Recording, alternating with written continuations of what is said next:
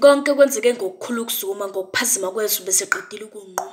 Unqume lonke ithambo elisimamisa umzimba wami, wanquma wonke umthambo usimamisa inhliziyo yami. Ingcwaba ebeziyisisekelo somphefumulo wami uzidephune ngamazinyo waqeda ngami. Ilawu lami lingasesangweni uMaNkosi uzala mina kaNankosana enzalweni. Yena akaphindanga walithola lo thanda belithola mhla uMaMthembu engena esithenjini. Yena kanikwa thuba lokukhipha kuzwayo kodwa watshela ukuthi njengoba lokazana unenzela engathi likuphila kuzofanele athobele imithetho la ekhaya. Mina ngozinyo bulala kuma wami ngizuzwa ubuhlungu bebizwa ngenyumba. Mina ngiphoqo uMaMthembu ukuthi ngidayise ngenkomo ngoba bangena kubika kumuntu ngoba uma wami sowabe into engabithonga noma ingayinini. Lo wangibelethayo waqala ukuba isimungulu kusukela ngalolu suku uMaMthembu ephikisa udlisa semini. Ngisenzelwa konke uphothuka izibungu sekusele khona nje ukuthi angene egodini.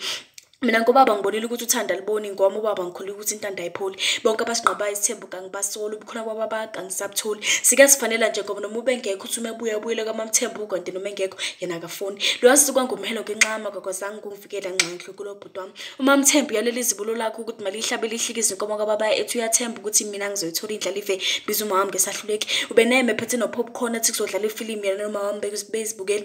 kuMaMthembu bephumeza injabulo isinyembezi kepha kuma wami bephumeza imathunzi. Mina ngicishe ngaqeda ngempilo yami kodwa umama sebhekene nokwanele. Ebuka indoda yakhe afakela untando engenakuphawula. Uthi bekufanele ukuthi ngihlongule phambi kwakhe engenakulawula.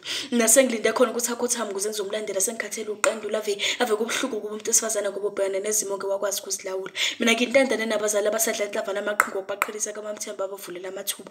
Okubuhlungu ukuthi umkhonto esibayeni sogumede ungene nezibulo likababa.